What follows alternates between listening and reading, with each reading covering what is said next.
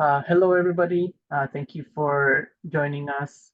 And this is our project called Hyadipunk, presented by Miguel, Daniela, Lizzie, and Klaus.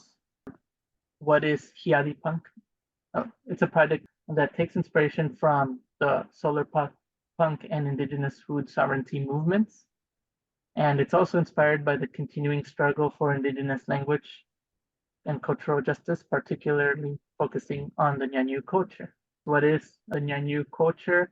The Ñañu culture is an indigenous culture of central Mexico. The language that indigenous people speak has been a way of understanding the environment for thousands and thousands of years.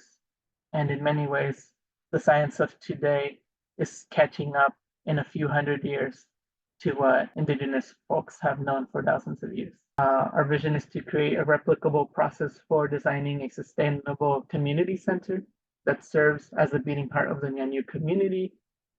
And our mission is to establish a community center providing tangible support and resources for families. Our initiative aims to promote the preservation and utilization of cultural heritage, particularly the Ñañu culture.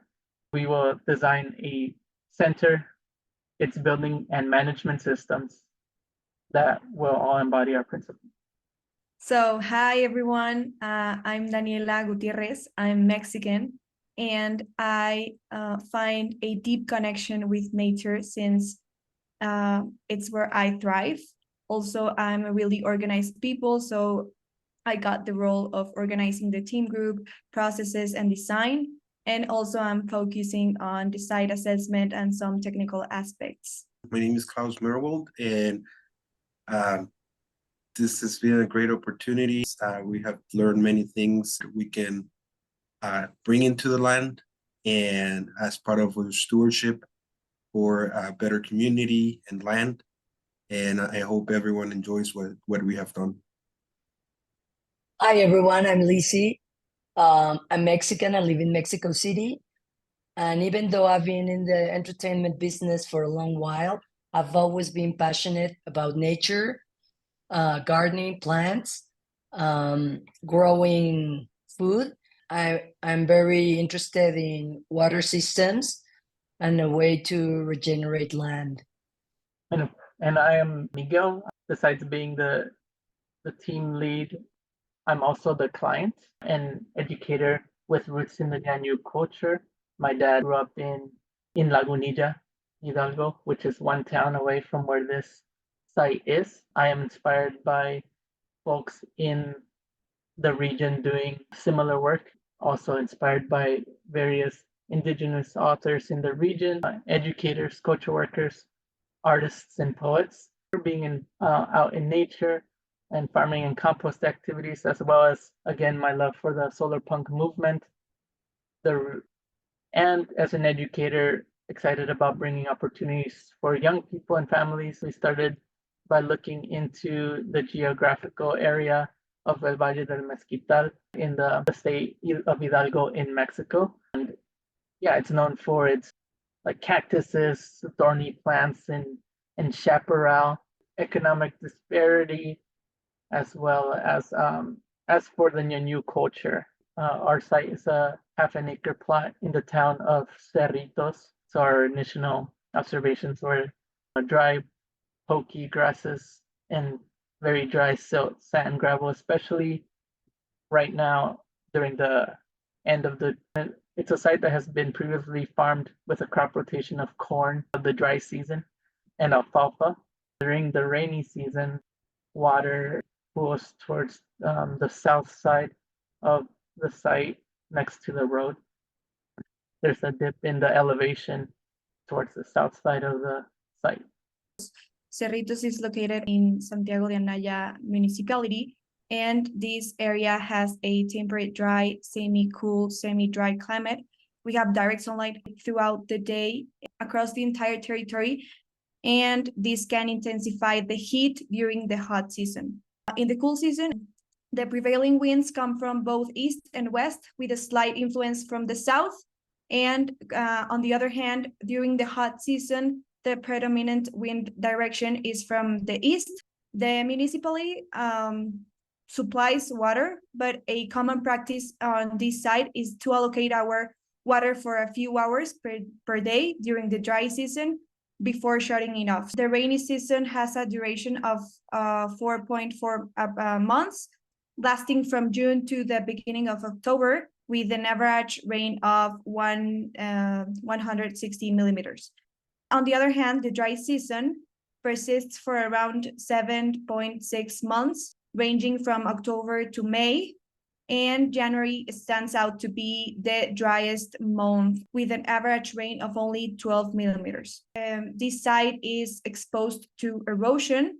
Water tends to run off and evaporate. So this region has access to greywater and irrigation system, and wastewater from Mexico City is transported to a dam in the city of Tula, where the water is treated and then dispersed to this region for use for crop irrigation.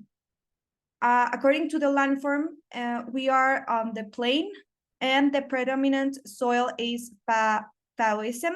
This soil is characterized to be in temperate climates, known for their organic matter richness.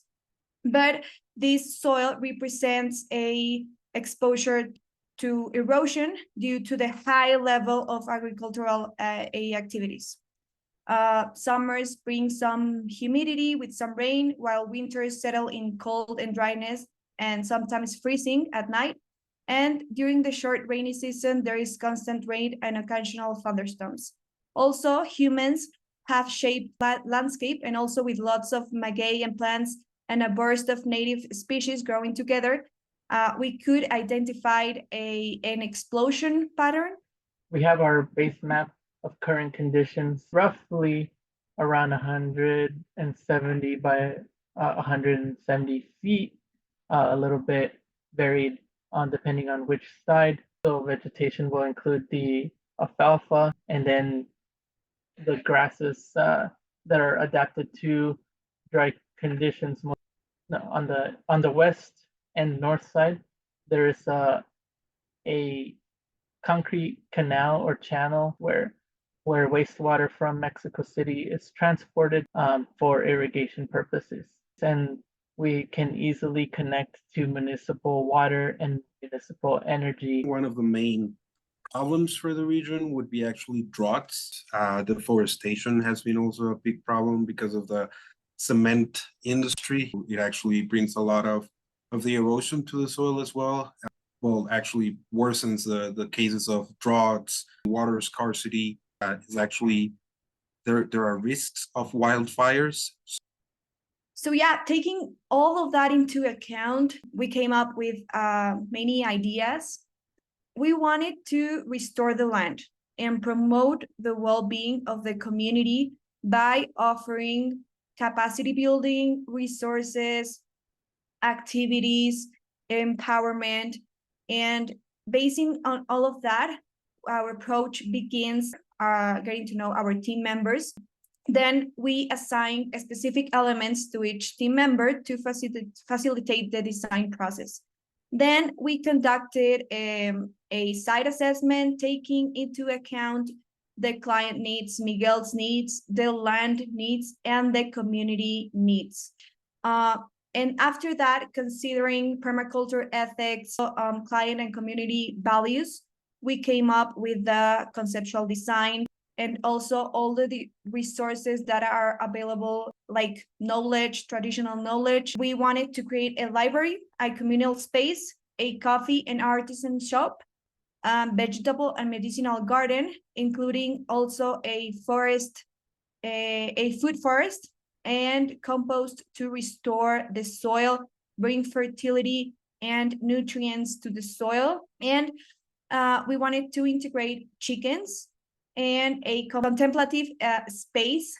You can see that we wanted to integrate natural building, rainwater harvesting, solar panels, also the greenhouse, also create a passive solar design. In the left corner, you can see a place where someone which will take care of the property will be. Then we'll have a little space to chill out. And then we have the library and the coffee shop. And then you can see just right up there our artificial pond, and straight next to them are our medicinal garden and our vegetable garden, as well as a greenhouse. And in the corner, we'll have chickens. Zone 0 will be where we'll have the library and the coffee shop. Zone 1 will be where we'll have the garden, the medicinal garden, and all the chickens. In Zone 2, we'll have the pond. So for zones 4 and 5, in these areas that are held as communal lands, things like hunting and harvesting and gathering different plant materials and for traditional uses, for culinary uses, these can be can serve as the zones 4 and 5, along with of course neighbors who have more space and more ability to produce meat, dairy, and other things that we can't produce on site. In terms of communal activities on the site, we want to make sure that they serve the youth in a way that they can reclaim time outside. And so having a garden where people can hopefully grow their own food, and also use the library as a resource for cultural and economic empowerment, language revitalization, and having a positive relationship to tech. Technology is not going anywhere, and it can be used as a tool rather than distraction. For the waste system, I want to collect food waste from the surrounding community, and then we make compost out of that food waste, often having workshops so that the community can also learn how to make compost at home. We could figure out certain species that normally are in the near sites, but also that are used in say traditional, medicinal, nutritional purposes. For example, we have a garambullo that it's edible, it attracts insects. It's also a dynamic accumulator, and it's also providing shelter for certain species. And on the right side, we have the vegetable garden that people in the area eat those. Also tomato, Mexican pumpkin, cucumber, chili, lettuce, quintonil, that it's a type of amaranth, epazote, sweet potato, just to mention a few. This medicinal garden will integrate different species such as rosemary, lavender, calendula, needle, wormwood, hopseed bush, red dahlia, hierba del negro, ojo de gallo, aloe vera, maguey, chilayo, yuca, hoja santa, guasontle, chaya. It's edible, but also functions like a windbreak. And for the trees, we have mesquite. It's a nitrogen fixer. It has deep roots. Like it's very adaptable to arid zones and degrade soils.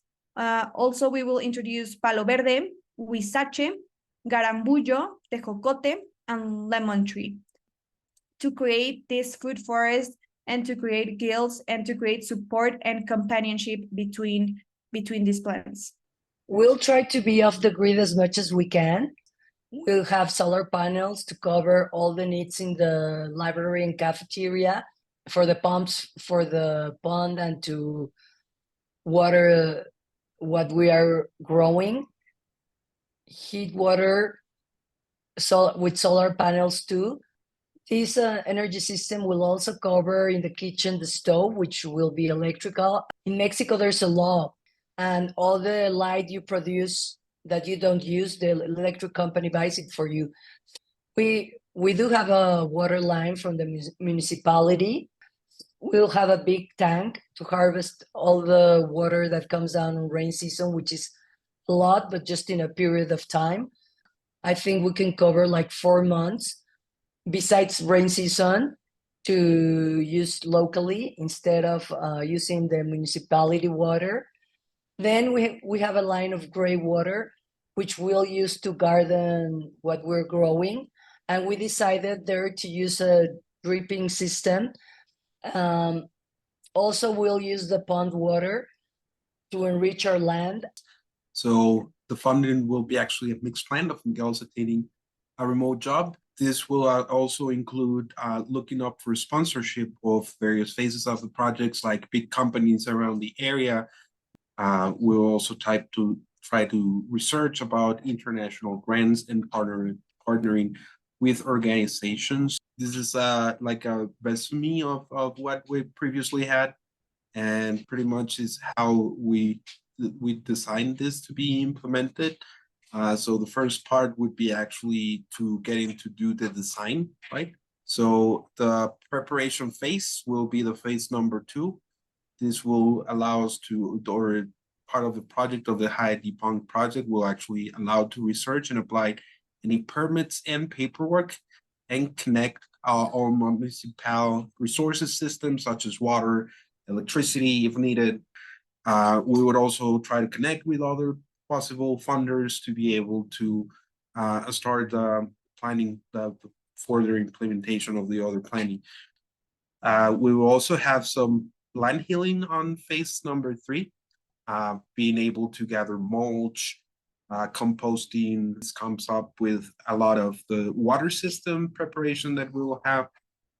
And then phase 4 will come up with a secondary system, planting trees, gardens, as well as begin eco building that will help us to open a community center and library that will actually foster the community for the Nyanhua language preservation. And part of the permaculture principles that we used were actually homegrown permaculture principles.